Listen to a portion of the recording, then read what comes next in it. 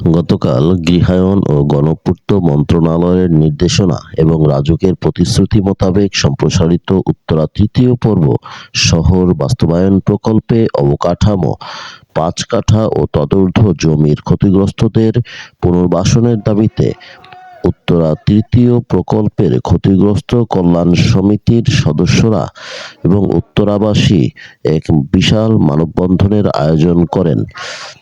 এ সময় উত্তরা তৃতীয় প্রকল্পের ক্ষতিগ্রস্ত কল্যাণ সমিতির পক্ষ থেকে রাজধানী উন্নয়ন কর্তৃপক্ষ রাজুক বরাবর একটি স্মারকলিপি প্রদান করা হয়।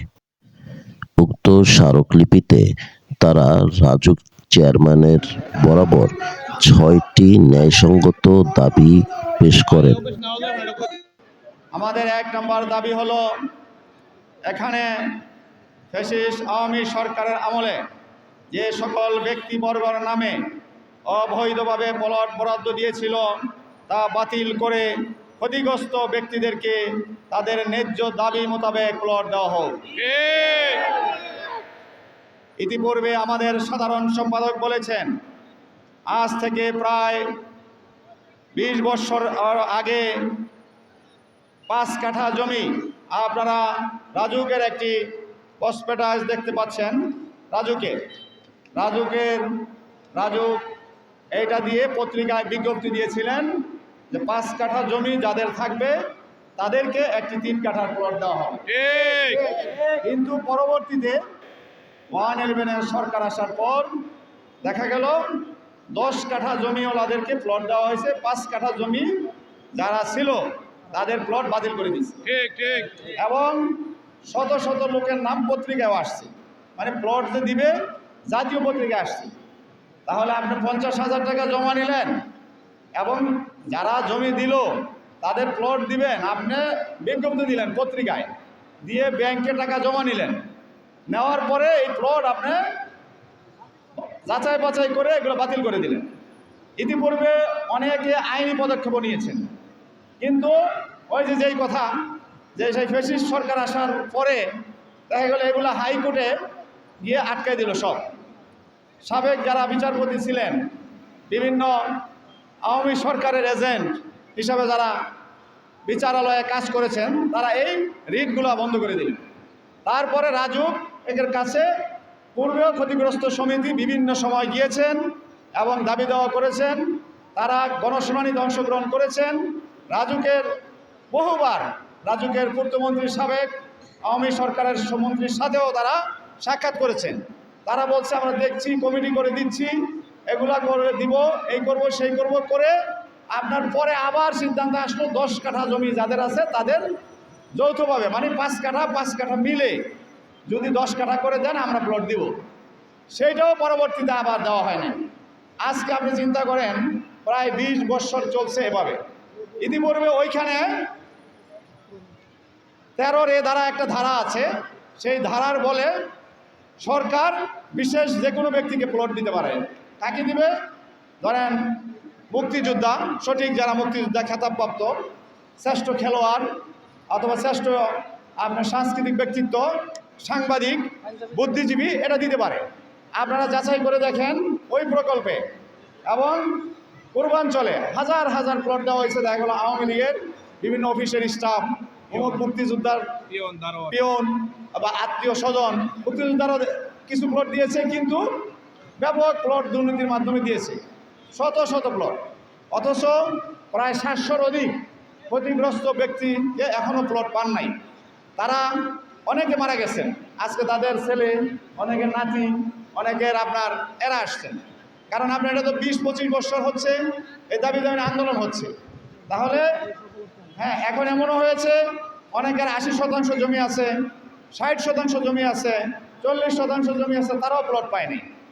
ইতিমধ্যে ফ্যাসিস্ট সরকার যাওয়ার পরেই যে আজকে জাতীয় সরকার, জাতীয় সমস্ত দলের সমন্বয় বা মতামতের ভিত্তিতে যে বিপ্লবী সরকার আজকে গঠন হয়েছে দেশে, সেই সরকারের কাছে আমরা আজকের এই মানববন্ধনের মাধ্যমে দাবি করতে চাই, দ্রুত আপনি পূর্বের সিদ্ধান্তকেই, পূর্বে যে সিদ্ধান্ত দিয়ে এই এলাকার জমি অধিগ্রহণ করা হয়েছে সেই সিদ্ধান্ত মোতাবেক আপনারা ক্ষতিগ্রস্ত প্রত্যেক ব্যক্তির নামে, যাদের নামে 5 কাঠা জমি ছিল, তাদেরকে প্লট দেওয়ার ব্যবস্থা করা হোক। 2 নম্বর বিষয় হলো, এখানে আপনারা ইতিমধ্যে শুনেছেন যে এখানে এলএকেইস 2001 এবং 2002 ক্ষতিগ্রস্ত উভয় অ্যাওয়ার্ড সংযুক্ত করার সুযোগ দিতে হবে। বিভিন্ন আইনি জটিলতার কারণে যথাসময়ে প্লটের আবেদন করতে পারেনি, তাদের আবেদনের সুযোগ দিতে হবে। উত্তরাবাসীর আরেকটি দাবি, যেটা আমরা ইতিমধ্যে গত কিছুদিন আগে একটা মানববন্ধন করেছিলাম, যে এইখানে একটি অফিস করেছে, আপনি দেখেন সরকারের কোটি কোটি টাকা খরচ করে এই উত্তরার মানুষের সেবা দেওয়ার জন্যই এই অফিসটা, বিল্ডিংটা এখানে তৈরি করেছেন। তাহলে কেন হঠাৎ, কার স্বার্থে, কোন নব্য আওয়ামী লীগাররা রয়েছেন এই অফিসের ভিতরে, তাদের বুদ্ধিতে, তাদের পরামর্শে এই অফিসটা পরিবর্তন করে মতিঝিল নিয়ে যাবে। আর মতিঝিল যদি নিয়ে যাওয়া হয়, তাহলে আমাদের উত্তরার এবং 1 থেকে 18 নম্বর সেক্টর পর্যন্ত নিকুঞ্জ, সবাই টঙ্গী, এইসব এলাকার লোক এখানে আসেন, জমি রেজিস্ট্রি করেন এবং প্ল্যান পাস এবং জমি হস্তান্তর, নামজারি, বিভিন্ন বিষয়ে এখানে সবাই আসেন। এরা কিভাবে মতিঝিল যাবে? যদি এই অফিসে কোনো দুর্নীতি পূর্বে হয়ে থাকে, যদি এখানে কোনো ফাইলের তছরুপ হয়ে থাকে, আপনারা তদন্ত করে ব্যবস্থা গ্রহণ করুন। এবং আপনারা এখানে যেখানে নথিপত্র রয়েছে, জমির ফাইল রয়েছে, আপনারা এখানে সেই যেখানে রেকর্ড রুম, সেটা আপনারা সুরক্ষিত করুন।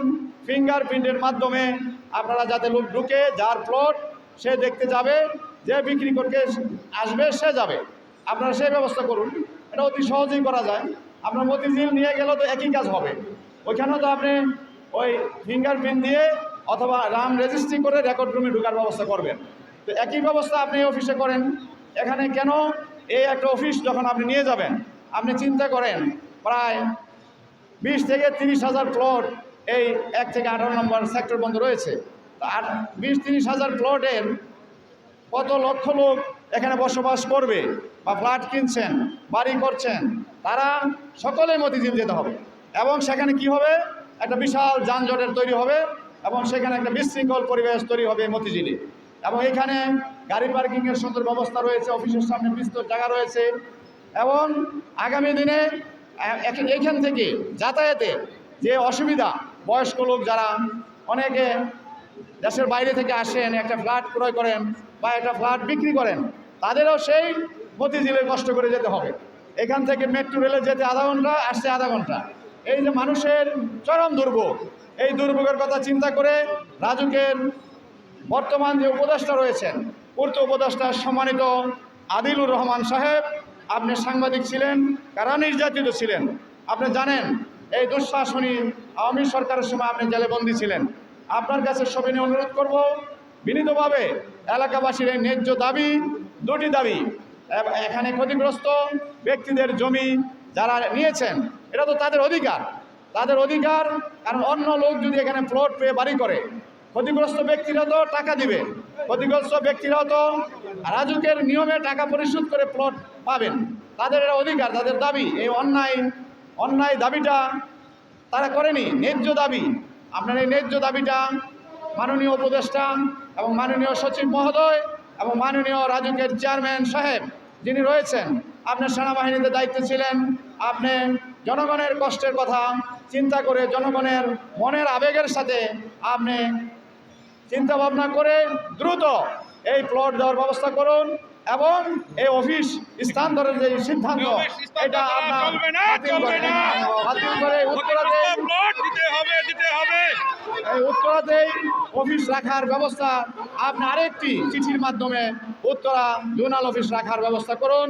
আমি আমার আর বক্তব্য দীর্ঘায়িত করব না। আগামী দিনে এই দাবি যদি পূরণ না করা হয়, আমরা ক্ষতিগ্রস্ত সমিতির আলোচনা করে পরবর্তী কঠিন এবং বৃহত্তর আন্দোলন গড়ে তুলব। হয়তো সেই আন্দোলন আমরা মতিঝিল রাজুক অফিস অথবা প্রেস ক্লাবের সামনে আমরা অবস্থান গ্রহণ করবে উত্তরার হাজার হাজার জনতা। আমরা সেই কথা জানিয়ে এবং রাজুকের চেয়ারম্যান, উপদেষ্টা মহোদয় এবং সচিবকে দ্রুত ব্যবস্থা নেওয়ার আহ্বান জানিয়ে আমরা আজকের অনুষ্ঠান, এখানে মানববন্ধন অনুষ্ঠান এখানেই সমাপ্তি ঘোষণা করছি। এ সময় মানববন্ধনে উত্তরা তৃতীয় প্রকল্পের ক্ষতিগ্রস্ত কল্যাণ সমিতির সভাপতি আফাজউদ্দিন এবং সাধারণ সম্পাদক জামাল হোসেন ভূঁইয়া উপস্থিত ছিলেন। উক্ত মানববন্ধনে উত্তরা তৃতীয় প্রকল্প ক্ষতিগ্রস্ত কল্যাণ সমিতির সাধারণ সম্পাদক মোহাম্মদ চান মিয়া, প্রচার সম্পাদক মোহাম্মদ এখলাস উদ্দিন, অর্থ সম্পাদক আওলাদ হোসেন সহ আরও সরকারকে বিভিন্ন নেতাকর্মী উপস্থিত আমরা ছিলেন।